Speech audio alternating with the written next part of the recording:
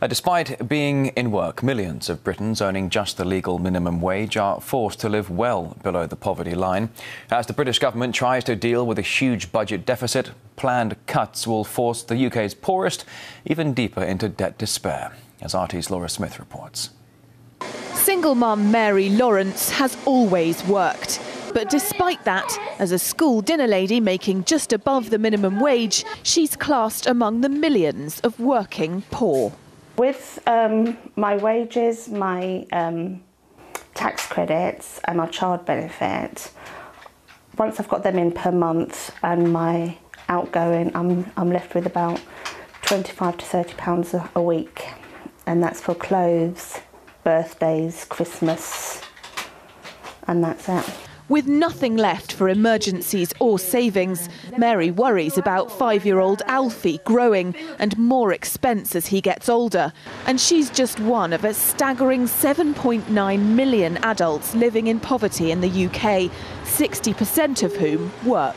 Recent figures show that in modern Britain, having a job is not enough to lift people out of poverty. And government cuts are creating a perfect storm for people like Mary, as the state's approach to reducing Britain's budget is by slashing welfare and services, not by increasing taxes. In bald statistics, the poorest tend to hit 13 times harder as a proportion of their income than the richest tend.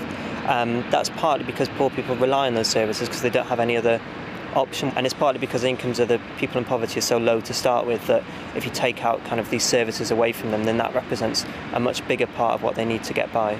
The government says it wants to make work pay, but those assurances ring increasingly hollow. One of the big worries is that the government's two flagship policies are about helping people into work through the work programme and making work pay through universal credit. But with the best way in the world, the success of both depends on the state of the labour market. And the big problem here is that the economy is in poor health. Mary relies on those tax credits or reliefs to help her make ends meet, and she's recently got into debt. Do you feel that you're sinking or swimming at the moment? Sinking. Yeah, definitely. And she has a message for Prime Minister David Cameron. Please think of the people that are on a lower wage and not the ones that are on a high wage. You know, we've still got to survive and have a life. And a life isn't working Monday to Friday and that's all you do, you know. Especially when you've got young children. I saw him out in the paper the other day with his wife and children to a park. He obviously takes that for granted, but for some of us, that's a treat, and a rare treat. Poverty's about material deprivation, but it's also about feeling excluded from mainstream society. And experts argue that chopping the welfare budget now will have an impact on poor families that will last well into the future, with deep and lasting effect on British society. Laura Smith, RT, London.